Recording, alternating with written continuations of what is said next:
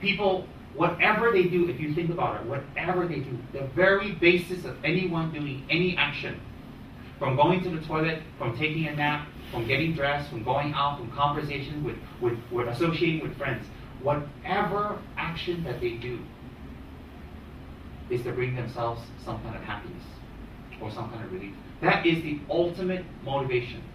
From the smallest ant on the ground, who create anthills, to the supposedly the highest form of intelligence, ourselves. Every action we do, we don't need to think about it, we don't need to generate it. I want happiness for myself. I want something for myself. I want to gain something for myself. That is the basic, fundamental,